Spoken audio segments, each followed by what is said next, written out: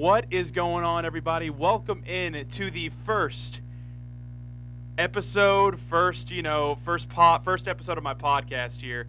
Wow, what a great introduction. I sucked at that one. But without ado, my name is Stephen Lambert, and this is the Slambert Wrestling Week podcast. I call it Slambert because my first name is Stephen, last name Lambert. You put it together, you get Slambert. And I love wrestling, and I love talking about everything that has to do with wrestling throughout the week. So basically how this podcast is going to go is basically I'm just going to take some of the most newsworthy things to talk about when it comes to wrestling.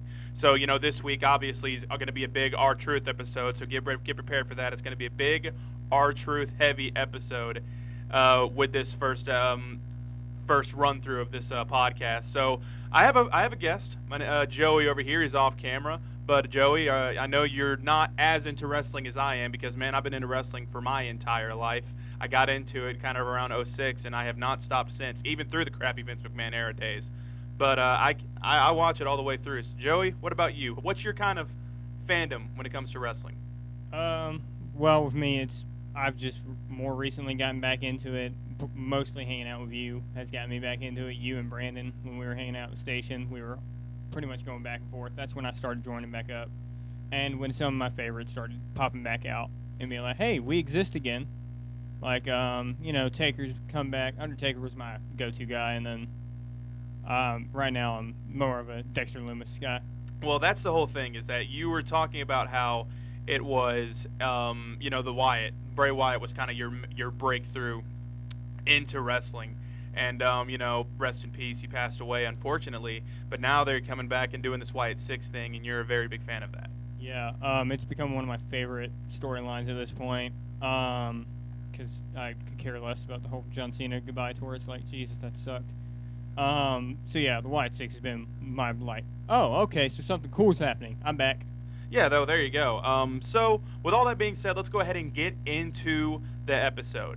Our first topic we are discussing is obviously R-Truth. Now, in case, y'all need to know me, who I am. For anybody that doesn't know who I am personally, I love R-Truth, okay? I love his comedic segments. I love everything that he does. I loved it when he was doing that whole thing with Carmella, doing the 24/7 stuff. I thought was hilarious. And I know that he is a big force backstage because he's a guy that everybody can go to. He's a guy that kind of keeps spirits up backstage. And the one thing that I know from what I can hear about all the reports is that his release of this past week, when they just decided not to renew his contract or however else it was. But basically, that whole thing was met with very, very angry people backstage. They said that in the reports that this was the worst received news of like a release or a firing that has ever been covered in the history of the WWE, and that's shocking. There's been a lot of crazy releases in WWE's history, and that being number one. Obviously, WWE kind of took the feedback. Fans were chanting, "We want R-Truth at shows." They were trying to hijack it, so they knew what type of situation they were going into. So Nick Khan, who is like the big financial, he's basically Triple H's partner when it comes to the ownership of WWE. He reached out to R-Truth personally and told him that, hey, we need to go ahead and get another deal done because we want you back, and we know how important you are to this company and this company's, morale. Or future, yeah, pretty much. I mean, it's crazy getting to see all that. And it's like, not really how we wanted him to come back, but you know what? At least we have him back in a way, I guess, but not the same way. Well, if you didn't see this past week in the Money in the Bank pay-per-view, how they brought him back was very shocking, and honestly, it kind of saved the pay-per-view for me because the pay-per-view in itself was very predictable. I mean, listen, I wanted LA Knight to win the briefcase, but obviously Seth Rollins with the whole heel thing, they got him going. Obviously, he takes the belt. Becky Lynch, we kind of knew that she was going to get the Intercontinental Championship because she was 0-2 against Lyra. And the Money in the Bank, Joey wanted Alexa Bliss to win that briefcase, but obviously that's not how it shaked out. But Naomi, doing great with her character work. I think she deserves it. But also the entire Money in the Bank, there were some good matches, just nothing that was newsworthy. And then the main event happened. A main event that, I'll be honest with you, wasn't very interested in. Cody and Jay, I wanted something better for John Cena's last year of wrestling. I don't think you need to be doing a tag team match where he's tagging up with Logan Paul. That's just my personal opinion. But in that match, John Cena hit Cody over the head with the belt, and we were thinking, okay, so it's just going to end the same way all of John Cena's matches have ended this year with, heel shenanigans. John Cena wins, LOL. No. After John Cena hit Cody Rhodes over the head with the belt, all of a sudden, a guy comes in all hoodied up, can't see who it is, just starts attacking John Cena. And I'll be honest with you, at first I had no idea who this was. I was like, are they debuting another guy from NXT? But then I saw him stand up, and I was like, that looks a lot like R-Truth.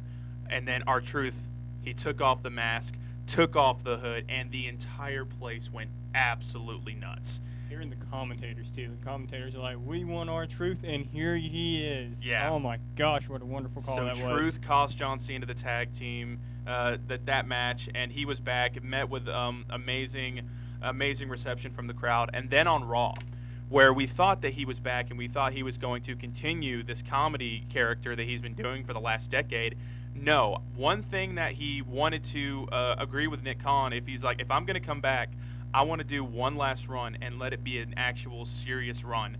So he's kind of going back into that old character that was in TNA. If you don't know, R-Truth had another character in TNA where he actually won the TNA World Heavyweight Championship as Ron Killings. Very serious character, kind of what we're seeing now. And I think that promo on Raw, I'm hooked. I'm ready to see what a more serious R-Truth or Ron Killings can do for this show. I think it would be very exciting to get to see a totally different side of him, get to see some seriousness, and get to see almost a murderous kind of attitude. Like, he is pissed and ready to give it to the world.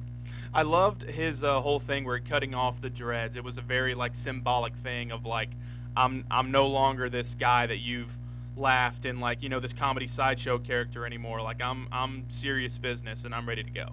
While I liked the character change, I also know he was kind of like, man, this took a long time to grow these moves out.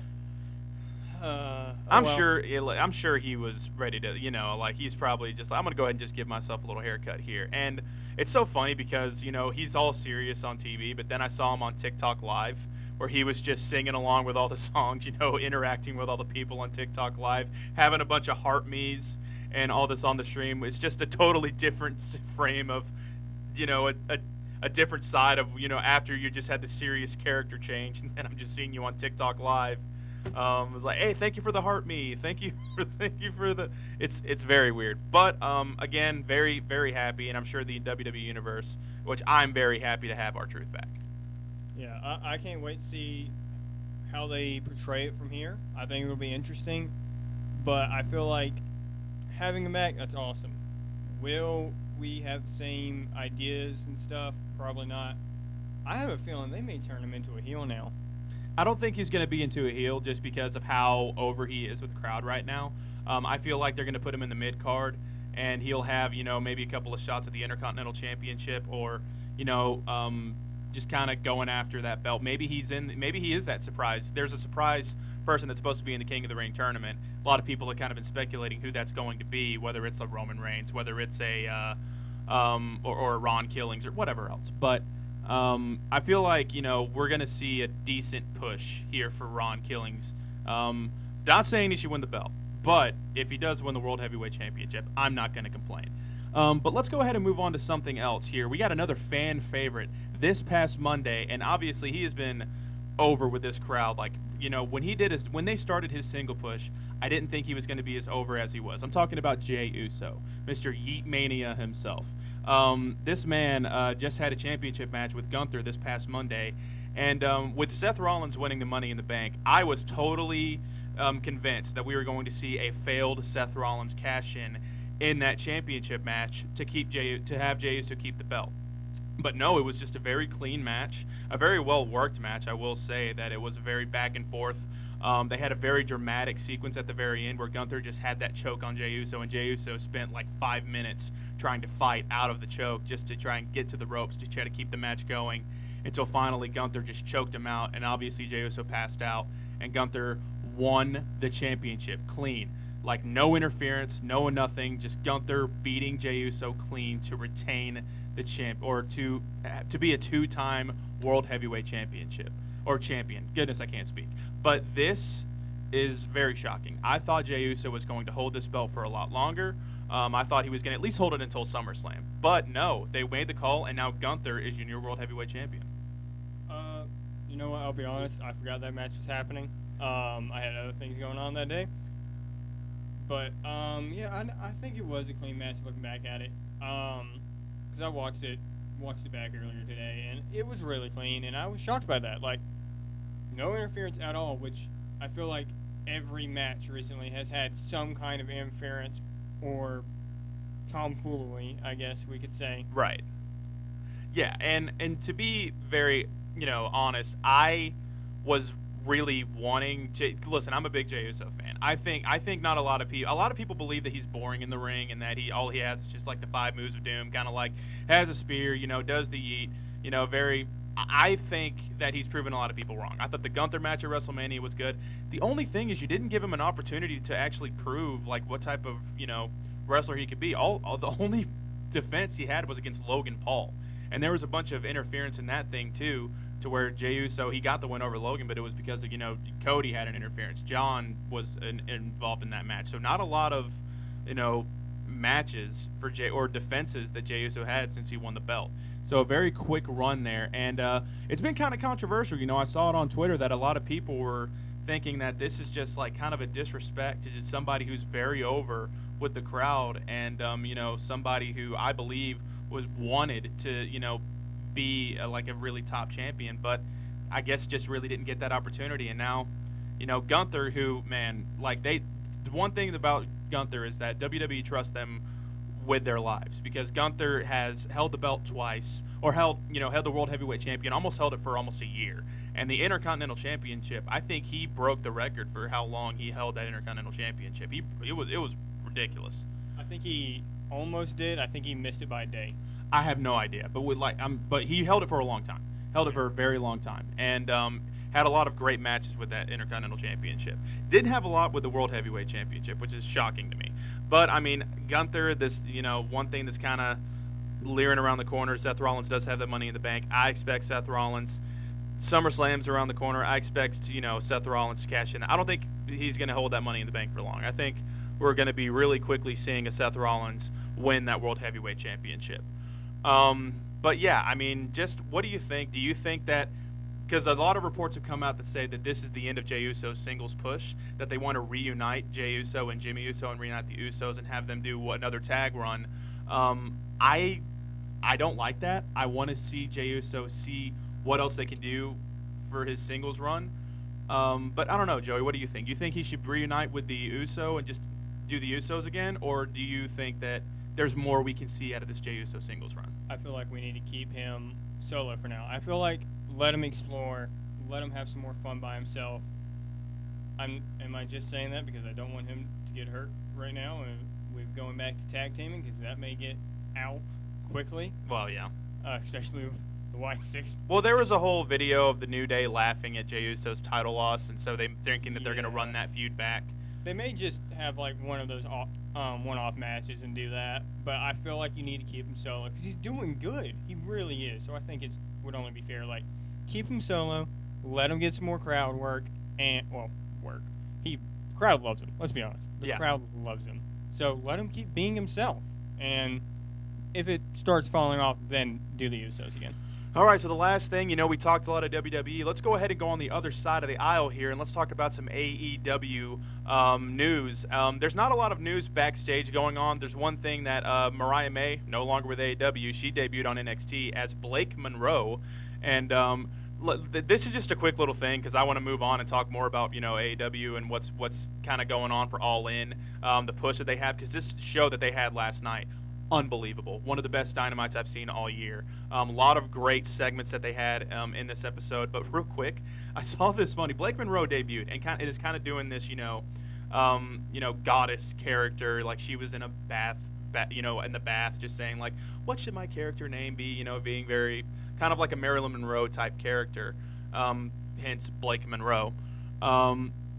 what's so funny is like there's apparently a report saying that they might sell Blake Monroe bathwater off of the Sydney Sweeney uh, soap soap bathwater thing, and like because that was so like dude, those bars of soap sold out in 30 seconds. So their WWE is just like, well, maybe we can do some cash out on that. If she's down for it, we can make some 5,000 soap and do the same thing with her. I think that's weird, y'all. You're weird. Let me tell you something. If you buy that soap, you're a weird individual. You need to be put on a list. That's just me. I have opinions, but this is not the platform to express. This is not the podcast to express it. I am disgusted, and some of y'all need Jesus if you bought that. Just come on, man. Come on, man. Let's be better. So going on to AEW, the show, the Dynamite. There was a 4-hour show last night. Goodness gracious, I can't sit through a 4-hour weekly program. Luckily, they're going back to 2 hours next week. I think they were going 4 hours because of the NBA championship. I can't remember what the exact reason was, but for 2 weeks they've had a 4-hour show, and this one, I'll be honest with you, was like had a lot more newsworthy things going on into it. There's 3 things I want to talk about when it comes to AEW, and it's the 3 kind of like main programs they got going on right now.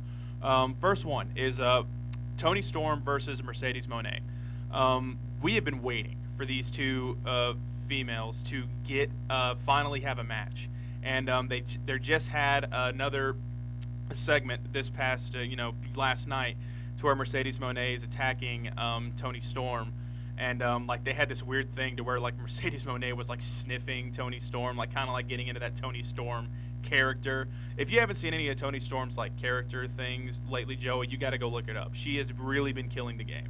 Totally different from what you've seen her in WWE. So it's a big match. It's a big program because I think it's like a winner takes all kind of thing to where like Mercedes Moné TBS champion, Toni Storm AEW Women's Champion. It's a very big deal. The only thing that they have been missing so far, and they got 4 weeks to do this, they really need to have a really good like promo battle. They had one, but it was just kind of like an introductory thing. They really need to have that one segment that just like kind of just go after each other. Let's break the fourth wall here. Let's talk about both of our histories in WWE and why this means so much. So once they have that program or that segment, this match is going to be a very must-watch thing over at All In. What you got, Joey? What do you think? I was about to say, I don't know much with AEW. I'll be honest with y'all. Just now getting back in wrestling, so I'm sticking with WWE. It's what I know. But I don't know. It sounds interesting. It does sound interesting. 4-hour show. Okay. That's not the norm. That's not the norm. But still, how did you manage to stay conscious? I stayed interested because I love wrestling. The one thing about AEW that I will say that might get controversial for anybody that actually watches this and whatever else. I believe that AEW really, really has like just found a formula to have really unbelievable matches. WWE has some great matches too. Do not get me wrong on that. I enjoyed that type of wrestling as well. But AEW, man, that's my tea and butter. Or if you want to go that route, that's my je ne sais quoi. I love how AEW does their matches. Will Ospreay. Again, let's go into that real quick. You have something to say? Will Ospreay had a match against Swerve Strickland. Joey, you got to go back and look at that. It was a 30-minute time draw that Will Ospreay and Swerve Strickland, they were just going back and forth at each other. There was, an elbow out of nowhere. Swerve Strickland was just trying to get a swerve stomp right before the time limit was gone, but slipped on the ropes. And the bell rung just as Swerve was just about to win that match. So this is like it was an unbelievable match. And just when they were trying to start it back up and finish it, the Death Riders came in, and the Young Bucks. There was a whole segment to where okay, this is going to be difficult to explain, but basically there's this whole thing to where Will Ospreay, Swerve Strickland, and Hangman Adam Page are trying to come together to, take the AEW back from the Death Riders because Jon Moxley's got the belt held hostage right now. So there was a Okay. segment to where the Young Bucks were coming in and about to super kick Swerve with like some spiked shoes, but then at the last second, Will Ospreay slid in and took the bullet for Swerve Strickland, and it was just a great like visual. Like Will Ospreay just immediately, you see the blood come out onto the mat, like they're trying to cover his face with a towel, and the Young Bucks just look at it going like, "Oh no, what did we just do?" Like we were trying to go after Swerve, we accidentally hit Ospreay. That's bad. So just a very cool segment. If you haven't seen it, you got to go check it out. Yeah. Let's see. I might go check that out. But I say that reminds me of some old school WWE stuff, like before they got the you can't bleed because we gotta go peachy. No, let them bleed. Oh yeah, I mean Let them bleed. WWE's It's funny. they've gotten more lenient when it comes to the bleeding stuff. Like WWE's gotten a lot more since they're on Netflix. You know, they go a little bit further with things, but AEW does not give a crap. They will go as far as they possibly. Dude, there was a show a few weeks back to where John Moxley got suplexed on like a bat with nails, Yeah, you showed me and they this had the one. nails stuck in his back. Like that's the type of AEW we're Ow. seeing. It's Oh. it's insane, but I love it. The last segment we want to talk about before we end this first show, and we just call it a successful first show for this podcast, is I want to talk about this Kenny Omega versus Kazuchika Okada match. Now, if you don't know, this is I'm gonna get flagged for this. I think they've had 5 matches. I think this is their 6th or the 7th. I gotta go back because this is bad because I'm bad with the history. But the last match that they had was back in 2018. This is 7 years ago. They've had a really big history stored of matches that just like it's a legend in the wrestling business. Like they were the first. Whether you take this for an account or not, this is completely up to me. But Dave Meltzer has like a star rating list. That was the first match that ever got 7 stars. Was Kenny Omega versus Kazuchika Okada. Holy. Very big storied history. They've had unbelievable matches together, and That's not easy. That's not an easy accomplishment. And they're finally having it at All In, which I'm very excited about. Now, what we thought was going to get kind of like a face versus face thing, because Kazuchika Okada had like a backstage thing with Don Callis. Dude, Don Callis, piece of crap. Horrible. Hate him. Great character. He's a very great heel character for AEW. Like, can't stand the guy. Okay. So he plays his character very well. Got it.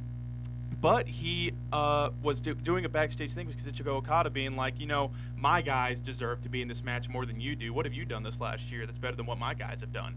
And Kazuchika Okada called Don Callis a bitch. Nice. By the way, just saying, like there will be some words on this podcast. Yes. I'm going to try and keep it as PG as possible, but sometimes words we slip. can't help it because it gets funny and heated. Yeah, so Kazuchika Okada and Kenny had like a contract signing to where they were just like, let's just have one match and let's just have one more, let's just see who the best really is. And so Kazuchika Okada, shook Kenny Omega's hand. Don Callis came out and was just like, I don't understand why everybody's just so infatuated with this match. You guys don't deserve it. My guys do. My guys have worked a lot better than you guys have. And so Kenny Omega was just like, Don, don't ruin this. You're an idiot. We don't care what you have to say. We're going to have the best match that we can. Like, there's no trick that you can do that's better than what I've already fallen for. And Don Callis was just like, well, there's one trick that you have that you're not thinking of and that you're about to fall for. Then Kazuchika Okada takes the belt, smacks Kenny Omega in the back of the head with it, and Kazuchika Okada aligns himself with Don Callis. And then they just go on this segment to where Kazuchika Okada, by the way, if you don't know, Kenny Omega had diverticulitis, had some problems like with his stomach and everything, like really bad issues. Almost died. Like almost died. Really bad surgery. So they did a whole thing to where Kazuchika Okada did like 3 elbow drops on his stomach. That last elbow drop, he was on a gurney. When that last elbow drop, there was blood pouring out of his mouth, like he was coughing it up to where it landed on Kazuchika Okada's shirt. One of the most gnarliest things I've ever seen. It was insane, an amazing visual, and it really gave more stakes to a match that everybody was already excited for. Because this match, I mean, just the announcement of this match got this pay-per-view 1,400 more ticket sales. Jesus. So everybody's really excited about this match. So Joey, if you haven't seen it, you got to go look at it. It's unbelievable. All right. Well, I may just do that at some point then. Yeah. So maybe I'm getting Joey on the AEW side a little bit. Listen, man, I understand wrestling. There's tribalism, and there's you're either WWE or AEW. I don't believe in that crap, man. I like both. I like all of my wrestling. Let me just enjoy what I enjoy. How about that? I think we can both agree. AEW and WWE are the only two to watch. All right, well, that is it for this week's edition and the first edition episode of whatever you want to call it, the first episode of Slambert's Wrestling Week podcast. Let me know what you want me to talk about, man. Like if you like this format, I kind of want to do like a 25-minute, 30-minute podcast every week, just talking about wrestling. I love talking about it, man. Just let me know like what you want us to talk about. You know, if you want us to do kind of like a breakdown in the history of stuff. If you don't want to just kind of do current stuff. If you want us to just do, talk about some stuff back in the 90s, 80s. What are some of your favorite wrestling moments? Let me know. DM me. I don't know. Like just whatever. If you let me know. If comment, like, subscribe. Please. All the stuff, man. All the stuff. So we appreciate y'all for tuning in. We're gonna be doing this every Thursday. So just stick with us, man, and we're going to try and like get this podcast rolling because I love talking about it, and I can do this for 3 or 300 people. It doesn't matter to me. I just love talking wrestling. So with all that being said, we're going to go ahead and call this a first successful episode of Slambert's Wrestling Week podcast. And Joey, what else you got to say? Well, thank you for having me on. Can't wait to do some more with you, and well, what else can we say but thank you for watching. That's it. Thank you for watching, and tune in next week to Slambert's Wrestling Week podcast. Rolls right off the tongue, doesn't it? We're going to see y'all next week. Appreciate it.